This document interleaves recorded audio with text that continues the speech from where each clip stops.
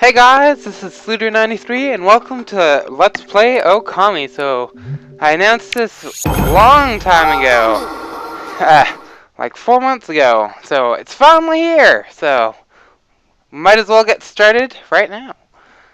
Yeah, so nice loading screen that's black with a now loading in the corner. I'm so observative, yeah, that's great. So, let's just get past this crap.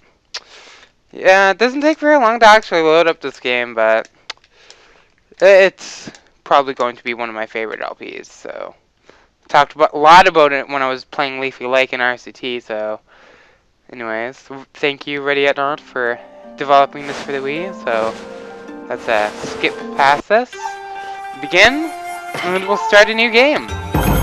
Okami. So, let's have a look, see at the backstory of Okami. It's actually based on a very, very famous Japanese legend, but I'm just gonna let it play out like it is.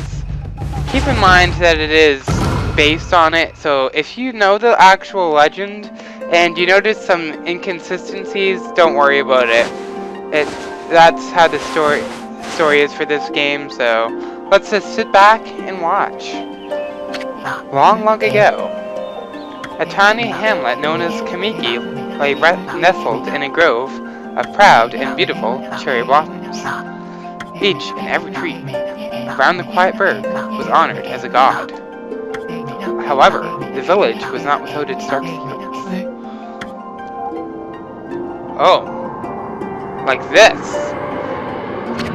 To satiate the appetite of Orochi, a fearsome cave-dwelling beast, a young maiden was offered as a sacrifice at the annual festival. With a body like a mountain and 8 heads mounted on it, the next the size of tree trunks, its blood-red eyes were alone said to curse anyone who gazed into them. No one dared disobey the horrific beast. Yeah, I don't know why I changed my voice like that, but, well, that's the basis of the story. When the night of the sacrifice drew near, a mysterious white wolf appeared outside the village. This wolf, its coat as brilliant as snow, was dubbed Shiranui. I think that I pronounced that right. The wolf kept a watchful eye on anybody who ventured outside the village, and made a habit of patrolling the streets at night. People assumed the wolf to be a familiar of Orochi. However, they were sadly mistaken. You'll find out in like 3 seconds. One villager took it upon himself to face the fearsome Shiranui. Shiranui, I don't know. The warrior Nagi attempted many times to challenge the wolf, but his attempts were thwarted by Shiranui's swift movements and brush techniques. So, yeah. I'll talk more about this later. Before long, the night of the accursed festival had arrived. A white-plumed arrow heralded the coming sacrifice. Piercing the sky, the arrow sunk its shaft squarely into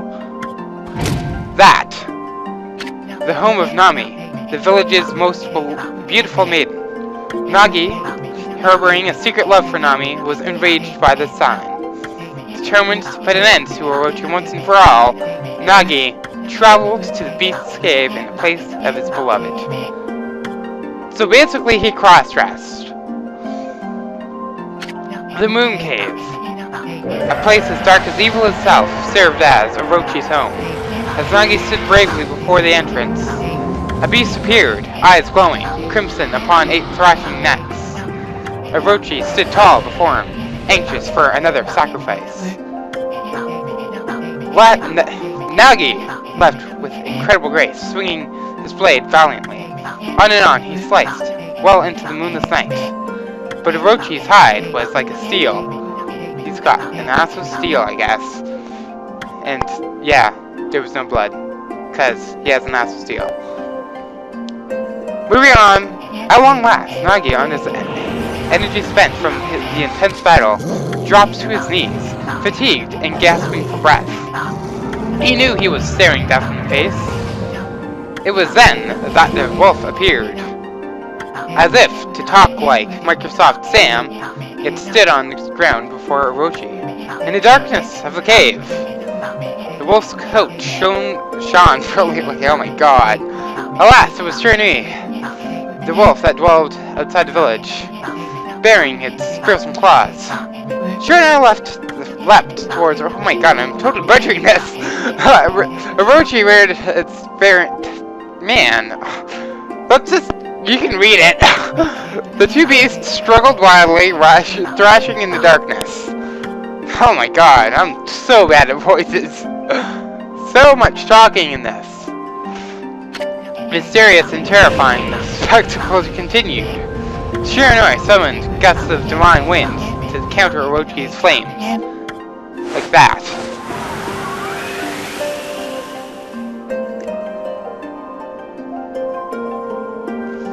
As Orochi closed in on Shiranui, sharpened claws glistened. But trees suddenly sprouted from the ground. Yeah. Doesn't make sense, but that's what happened. Orochi, protected by a mystical power, was not easily bested. So, when Shiranui was covered in blood, he was exhausted because he was covered in blood. However, there was more than one trick up the sleeve of the protagonist. Orochi saw a preemptive strike that would be the final blow. But Shiranui refused to give in with his last ounce of strength. The majestic wolf gazed heavenward and unleashed a mighty howl, which suddenly made the moon appear. Exactly. The light from above glinted off Nagi's sword as a beacon of hope.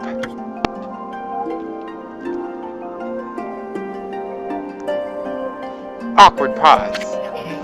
Guided by his sword, Nagi, who had taken shelter, who was hiding, stood proudly to kick Orochi's ass, basically. Channeling all the strength into his scarred and battered arms, he leapt ferociously towards Orochi, his sword poised high.